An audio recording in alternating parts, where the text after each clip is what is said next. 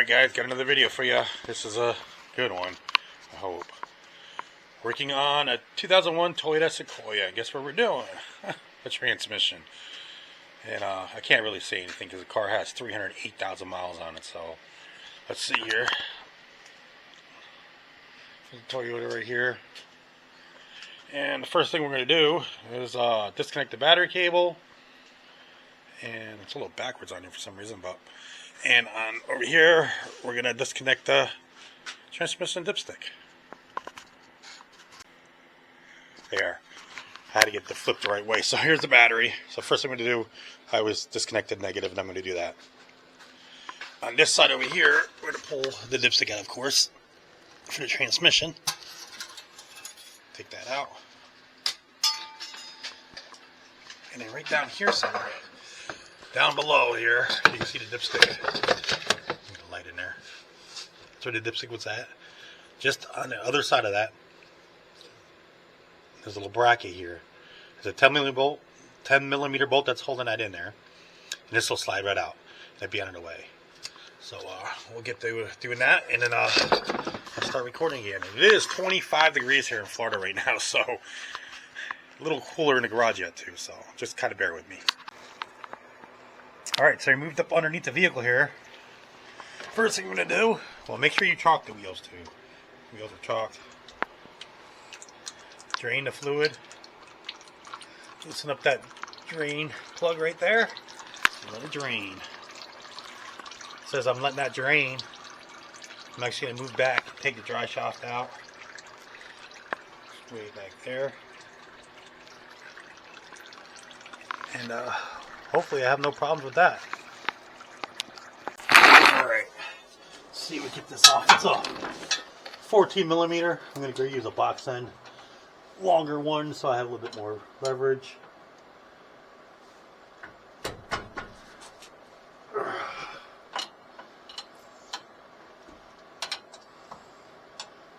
don't know if that'll fit on there, but nope, not enough room. Back one. They'd bring a shorter one just in case this one fit in here. And it fits. Like I said, make sure you chalk the wheels, especially when you're doing this right here. I don't know if you guys can see or not, but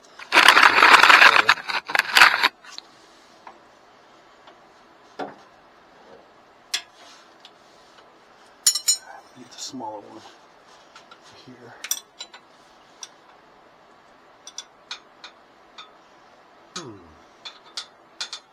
Yeah, you can't get a small one.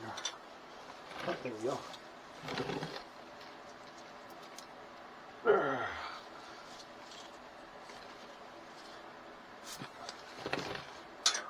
running pretty good. We got one more to do.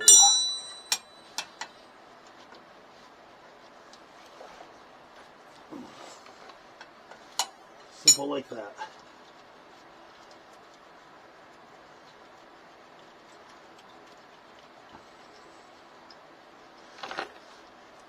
What I like to do is, my nuts and bolts, I get a Ziploc bag.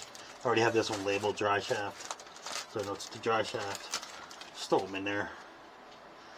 Can't lose them that way, and you know where they go to when you get them out.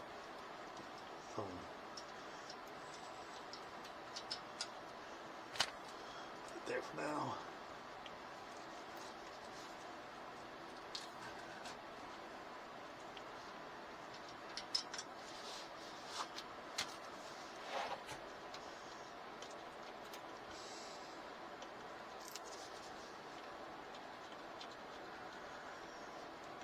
There should be little washers on here too. Can't lose those. Back one's a little bit harder to get to with.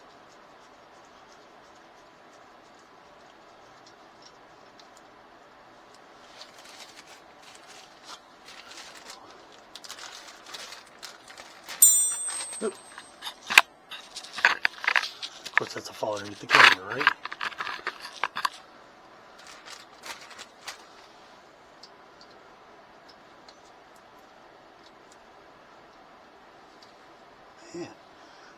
Wearing gloves sucks, but it's, like I said, this morning it's 25 degrees in Florida. Of course I have no heat in the garage, but I do have electric heaters I brought out here just to try to get some of the chill down.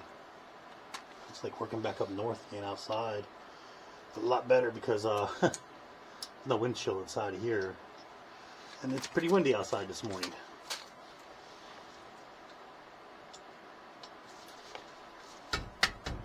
That sounded pretty good.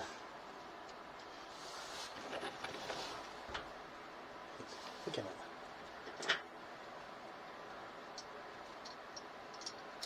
Alright. Depending on how good this is in there, sometimes you just hit it and it'll come loose, but I'm going to have to get a rubber mallet. I'm going to hit a rubber mallet in here just to knock that loose. Alright guys, so after removing the drive shaft, it was laying right there on the ground.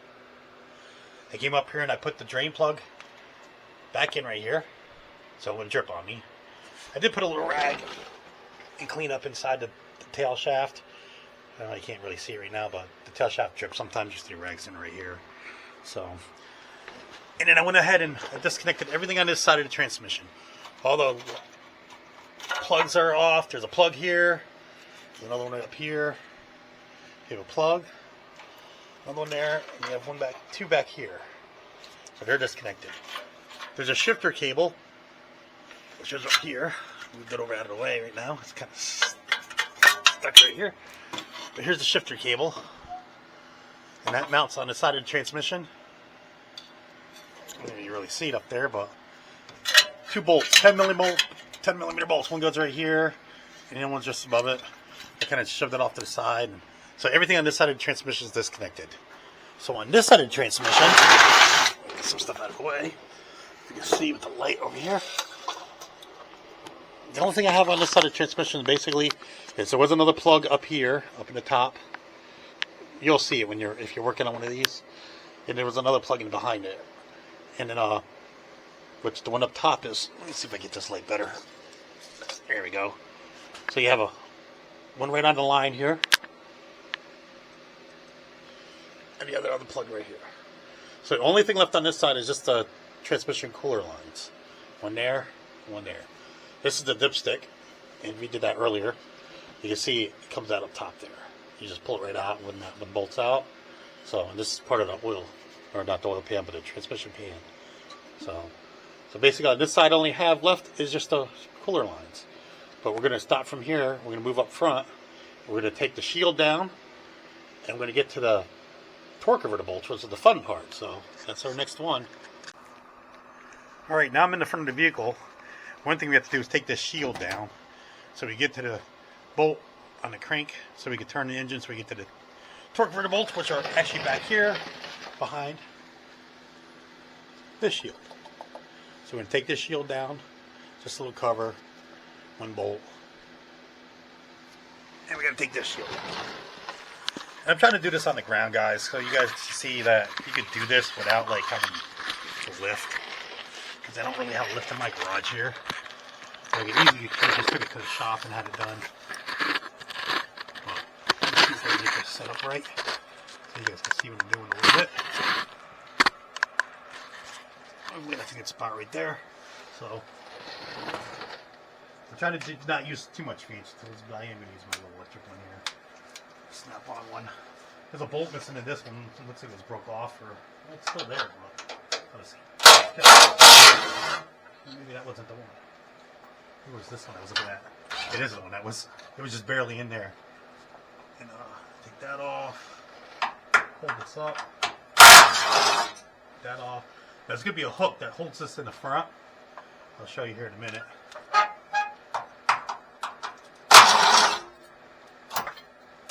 So see, it ain't going to fall.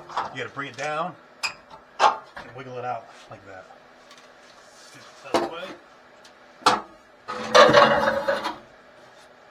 So now, let's get you in here and show you. So up there, crank bolt, we have to get two.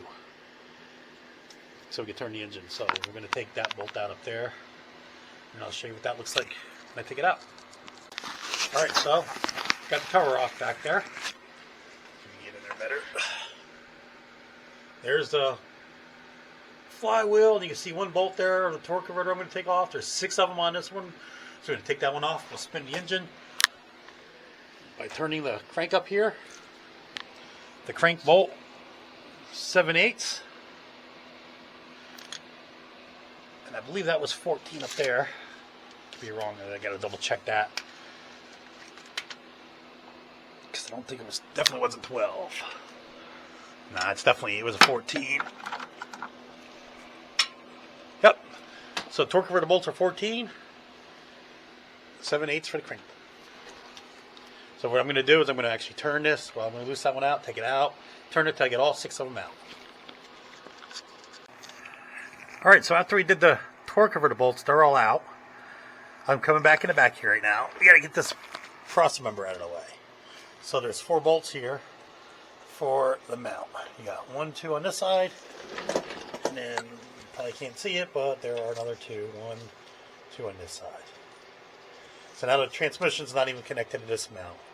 So I'm going to use the transmission jack I bought for $124.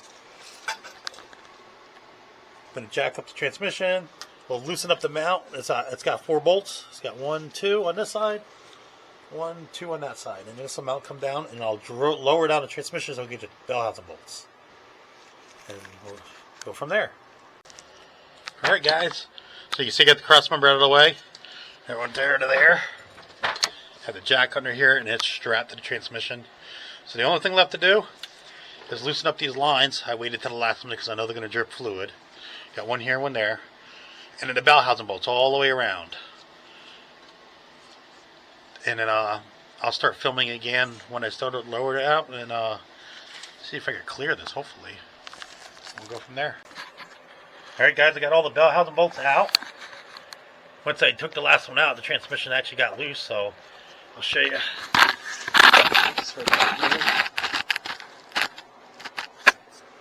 going to lower it down. See how this thing really works. Oh wow. Oh, I gotta get this wire out of the way, I guess, huh?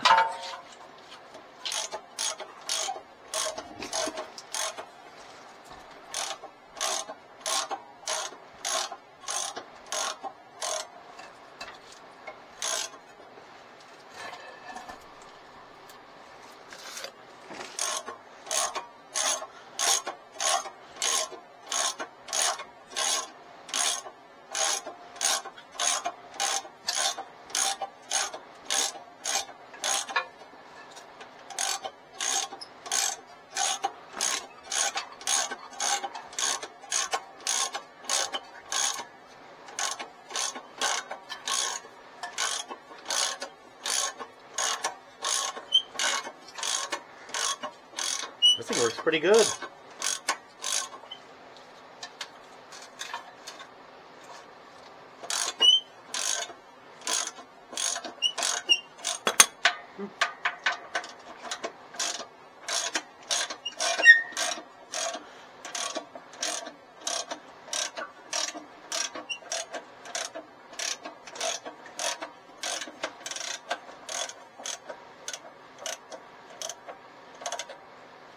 And they're all down.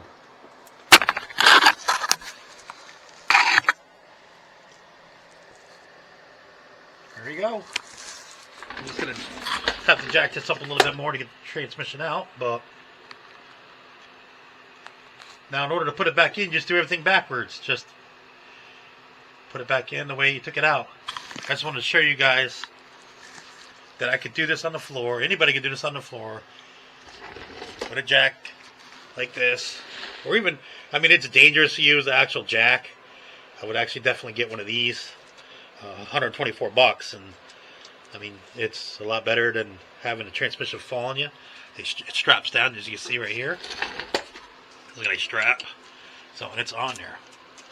So it's not going anywhere. So there you have it.